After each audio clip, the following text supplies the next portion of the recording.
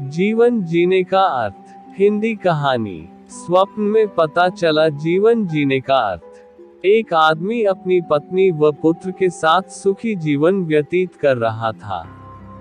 अचानक एक दिन उसकी पत्नी बीमार हो गई और बहुत इलाज कराने के बाद भी स्वस्थ नहीं हुई।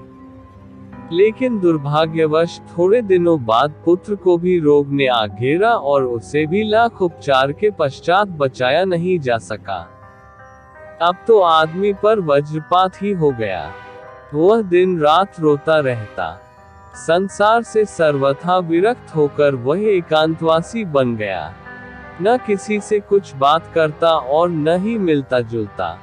एक दिन अपने पुत्र का स्मरण कर वह देर रात तक रोता रहा, फिर उसकी आंख लग गई।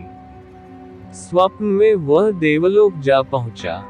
वहां उसने देखा कि छोटे बच्चों का जुलूस निकल रहा है। उन सभी के हाथों में जलती हुई मोमबत्तियां हैं। उस जुलूस में उसका पुत्र भी चल रहा था, किंतु उसके हाथ की मोमबत्ती बुझी हुई थी। आदमी पहले तो अपने पुत्र से लिपटकर खूब रोया, फिर मोमबत्ती बुझने का कारण पूछा, तो पुत्र बोला, पिताजी, आप मुझे याद करके बार बार रोते हैं, इसलिए आपके आंसुओं से मेरी मोमबत्ती बुझ जाती है। ये सुनते ही आदमी की नींद खुल गई और उस दिन उसने बच्चे के लिए रोना बंद कर दिया। उसकी स्मृति में अनाथ बच्चों की मदद करना शुरू कर दिया।